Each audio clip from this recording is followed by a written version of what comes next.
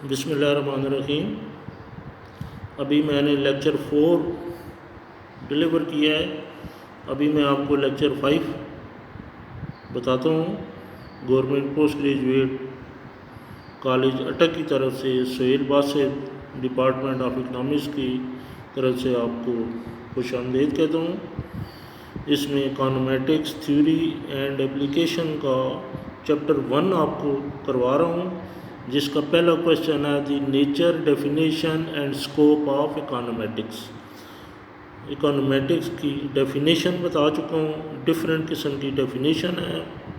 Relationship with random variable, ये lecture 4 में आपको बताया है। मुख्तलिफ वेरिएबल्स बताकर और फिर रैंडम एलिमेंट के मुतालिक। अभी लेक्चर 5 के अंदर मैं आपको बताता हूँ econometrics with economics, mathematics and statistics. Relationship of econometrics with economics, mathematics and statistics, ये भी इसका नाम है।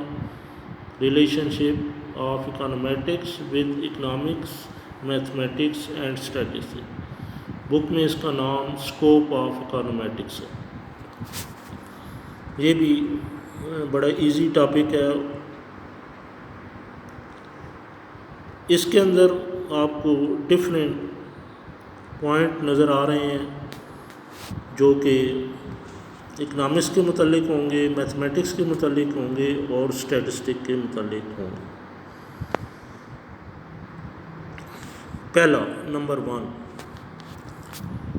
ये इकोनोमेटिक्स का इकनॉमिक्स के साथ रिलेशनशिप क्या है वो बताया जाए। Number 1, economic theory makes statement of hypothesis that are mostly qualitative in nature. तो इकनॉमिक्स की जो थ्योरीज हैं या उनकी जो स्टेटमेंट्स हैं हाइपोथेसिस की, वो ज़्यादातर क्वालिटेटिव होती हैं, क्वालिटी वाइज होती हैं, उनकी न्यूमेरिकल स्टेटमेंट नहीं होती। For example, micro economics theory states that other things remaining unchange when price of normal commodity falls, its demand expands and vice versa। तो इकनॉमिक्स की थ्योरी को एक्सप्लेन किया गया है कि ये इकनॉमिक्स के अंदर सिर्फ थ्योरीज जो है ये क्वालिटेटिव होती है। जैसे एग्जांपल के तौर पर बताया गया है कि माइक्रो इकनॉमिक्स के अंदर आपने एक थ्योरी पढ़ी हुई है कि क्वांटिटी डिमांड जो है ये प्राइस पर इफ़ेक्ट करती है। The micro economics theory states that other things remaining unchange when price of normal commodity falls, its demand expands and vice versa. तो जो नॉर्मल गुड्स होती हैं, गिफन भी होती हैं, नॉर्मल गुड्स के अंदर ये पाया जाता है कि उनकी अगर प्राइस फॉल करती है तो उनकी डिमांड एक्सपेंड कर जाती है, फैल जाती है, या दूसरे लफ्ज़ों में, आसान लफ्ज़ों में ज़्यादा हो जाती है। प्राइस के कम होने से डिमांड ज़्यादा हो जाती है और प्राइस के बढ़ने से डिमांड कम हो जाती है। आसान अल्फाज में ये other things remaining unchange. Other things remaining unchange का ये मतलब है कि बाकी फैक्टर्स को हम चेंज ना करें, लाइक टेस्ट वगैरह या इनकम वगैरह या प्राइस ऑफ सब्सटीट्यूट, इन चीज़ों को इग्नोर कर दें। सिर्फ रिलेशनशिप हो क्यू डी का पी के साथ, अदर वेरिएबल्स उसके अंदर काउंट ना हो। Q D as a function of P, बस, और कोई भी ना हो, ना पी एस हो, ना वाई हो, ना टी हो, ना ही रैंडम वेरिएबल हो। ये आपकी थ्योरी है इकनॉमिक्स की। आगे लिखते हैं, the economic theory shows the negative और inverse relationship between price and quantity demanded. तो इकोनॉमिक्स थ्योरी जो है ये हमें नेगेटिव, मनफी या उल्टा इनवर्स रिलेशनशिप शो करती है प्राइस एंड क्वांटिटी डिमांड। तो प्राइस और क्वांटिटी डिमांड जिस तरह Q D is a function of P है, तो इनमें इनवर्स रिलेशनशिप पाया जाता है जिसको नेगेटिव रिलेशनशिप भी कहते हैं। पी अगर इसका एरो नीचे करें, ये चेंज पहले आ गई तो क्यू डी का एरो ऊपर जाएगा, और अगर पी का एरो ऊपर करें तो क्यू डी का एरो नीचे आएगा। इनवर्स रिलेशनशिप है। इसी की वजह से इसकी इलास्टिसिटी की मेजरमेंट करें तो वो उसका साइन नेगेटिव आता है। इलास्टिसिटी की मेजरमेंट की न्यूमेरिकल मेजरमेंट करें तो उसमें जो साइन साथ आएगा वो नेगेटिव का आएगा। Negative shows the negative relationship between price and quantity demand. आगे लिखते हैं, but the theory itself does not provide any numerical measure. लेकिन ये थ्योरी सिर्फ स्टेटमेंट है, न्यूमेरिकल मेजरमेंट हम इसकी नहीं करते। ये थ्योरी न्यूमेरिकल मेजरमेंट नहीं बताती। That is it does not tell by how much quantity will go up और go down as a result of price change. बड़ा आसान लिखा हुआ है कि प्राइस के चेंज होने से ये नहीं बताते कि कितनी क्वांटिटी डिमांड गो अप हुई है और गो डाउन हुई है। अगर प्राइस फॉल करती है तो क्वांटिटी डिमांड गो अप हो जाती है, ऊपर की तरफ चली जाती है, और अगर प्राइस इंक्रीज़ करती है तो क्वांटिटी डिमांड गो डाउन हो जाती है, नीचे की तरफ जाती है। तो इसमें यह बताया गया है कि प्राइस के फॉल करने से क्वांटिटी डिमांड गो अप जो होती है, बढ़ती जो है या एक्सपैंड जो होती है, वो कितना एक्सपैंड होती है इसकी एग्जैक्ट मेजरमेंट नहीं बता रहा। इसी तरीके से प्राइस के इंक्रीज़ करने से डिमांड गो डाउन होती है, लेकिन ये नहीं बताते कि कितनी गो डाउन होती है। थोड़ी गो डाउन होती है, बराबर गो डाउन होती है, या ज़्यादा गो डाउन। इसी तरीके से प्राइस के फॉल करने से डिमांड जो है गो अप होती है, क्या ज़्यादा गो अप होती है, क्या थोड़ी गो अप होती है, या उतनी गो अप होती है। अगली लाइन में लिखा है, it is the job of econometrics to provide such numerical estimate. ये इकोनोमेटिक्स का जॉब है कि इसकी न्यूमेरिकल एस्टीमेट करें, एग्जैक्ट मेजरमेंट बताए कि कितनी गो अप हुई है और कितनी गो डाउन हुई है। एग्जैक्ट रिलेशनशिप जो बताता है वो इकोनोमेटिक्स आपको बताए। आगे नंबर 2 में देखें तो इसका तल्लक मैथमेटिक्स से बताया गया। इन mathematical economics the economic theory is express in mathematical form और इक्वेशन। तो आपने पहला पॉइंट में आपने देखा कि इकोनॉमिक्स थ्योरीज़ को सिर्फ एक्सप्लेन किया जाता है क्वालिटेटिव, और इस नंबर 2 में ये बताया गया मैथमेटिकल इकोनॉमिक्स के अंदर कि वो जो इकोनॉमिक्स थ्योरी आपने पढ़ी थी, प्राइस फॉल करती है तो क्वांटिटी डिमांड एक्सपेंड हो जाती है, वो जो थ्योरीज़ वगैरह हैं उन थ्योरी को एक्सप्रेस करती है मैथमेटिकल फॉर्म और इक्वेशन की सूरत में लिखती है। It does not provide any empirical verification of the theory. ये मैथमेटिकल फॉर्म जो है ये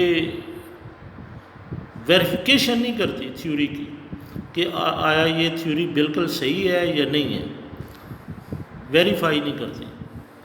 जिस तरह लेफ़्ट हैंड साइड और राइट हैंड साइड हम प्रूव करते हैं, वेरीफाई हो जाता है कि ये हमारी इक्वेशन ठीक है। Full stop. Econometrics deals with empirical verification. Verification जो होती है वो आपकी इकोनोमेटिक्स के थ्रू होती है, तो ये इकोनोमेटिक्स का मैथमेटिक्स के साथ रिलेशनशिप है। नंबर 3 में है स्टैटिस्टिक्स, इसका रिलेशनशिप। तो स्टैटिस्टिक्स जो है concern with collecting, processing and presenting economic data in the form of charts and tables. तो स्टैटिस्टिक के अंदर इसका तल्लुक ये है कि डेटा कलेक्ट करना, थ्योरी का डेटा, इकोनॉमिक्स की थ्योरी जिसमें आपने अभी ऊपर पढ़ी है quantity demand is a function of price है, सिंपल जो थ्योरी है। तो प्राइस का डेटा कलेक्ट करना और क्वांटिटी डिमांड का डेटा कलेक्ट करना। कलेक्ट करने से मुराद है कि डिफरेंट किस्म की प्राइसेस दी गई होंगी कि और डिफरेंट किस्म की डिमांड दी गई है। जैसे मैं एक छोटी सी एग्जांपल देता हूँ, 2 कॉलम दिए गए हों, प्राइस का कॉलम है, क्वांटिटी डिमांड का कॉलम है। प्राइस में लिखा हो 10, 20, 30, 40, 50, 60, ये डिफरेंट प्राइस, 10 रुपये, 20 रुपये, 30, 40, 50, 60। Quantity demand 100, 90, 80, 70, 60। इसी तरीके से ये प्राइस अगर इंक्रीज़ कर रही है तो डिमांड जो है वो प्राइस देखें आपकी बढ़ रही है, वो 10, 20, 30, और डिमांड जो है वो कम हो रही है 100 से 90 से कम। तो ये इस तरीके से आपको डेटा दिया गया होगा। तो स्टैटिस्टिक्स जो है कंसर्न विद कलेक्टिंग का मतलब है डेटा को कलेक्ट करना। कोई भी इकोनॉमिक्स की थ्योरी हो उसका डेटा लेना, उसको टेबल की सूरत में कन्वर्ट करना। प्रोसेसिंग उसके ऊपर काम करते हैं, उसका रिलेशनशिप देखते हैं, कौन सा इंडिपेंडेंट है कौन सा डिपेंडेंट है।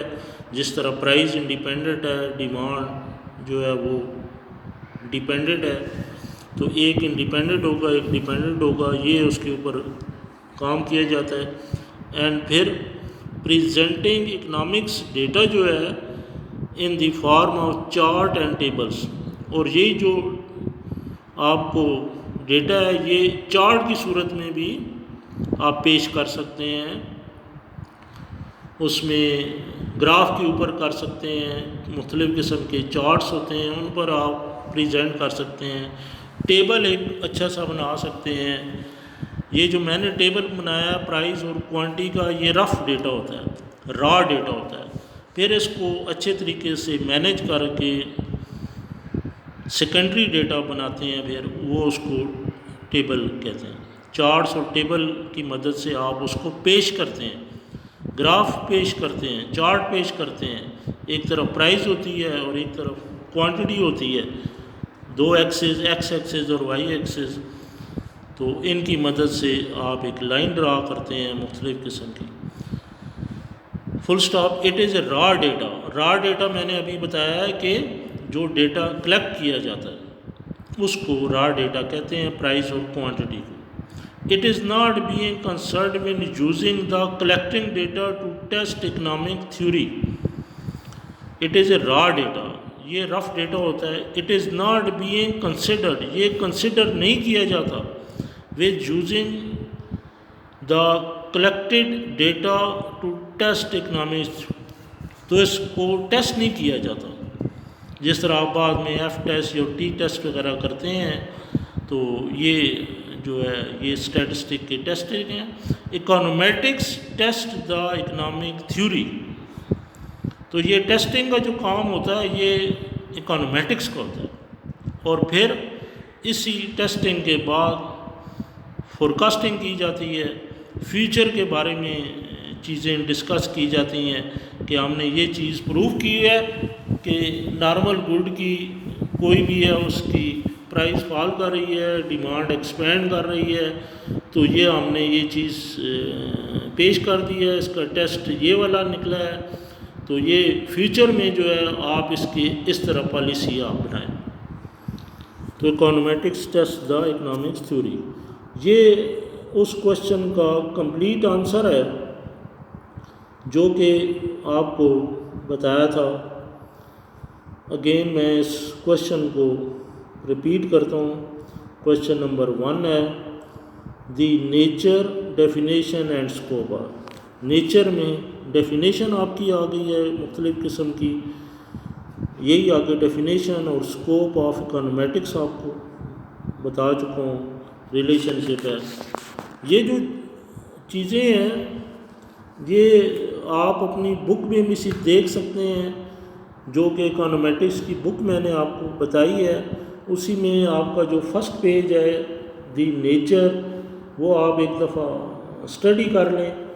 वो उसके अंदर कुछ चीज़ें मुश्किल आपको मिलेंगी और कुछ चीज़ें ऐसी होंगी वहाँ इजी भी होंगी। तो ये जो क्वेश्चन का आंसर है ये आप समझ लें ये कंप्लीट आंसर नहीं है, आप इसके अंदर चीज़ें ऐड भी कर सकते हैं और माइनस भी कर सकते हैं। ये तो एक आपको एक आइडिया दिया जाता है कि इकोनॉमेटिक्स की नेचर, डेफिनेशन या स्कोप क्या है।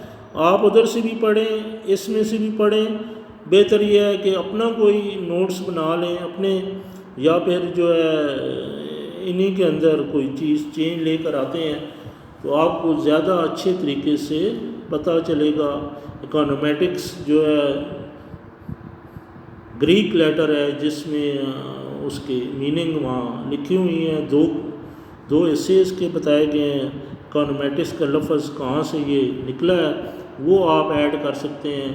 और ये इकोनॉमेटिक्स की बुक का पहला पैराग्राफ आप पढ़ेंगे, बड़ा इजी पैराग्राफ है, तो वो आप इसके अंदर ऐड कर सकते हैं।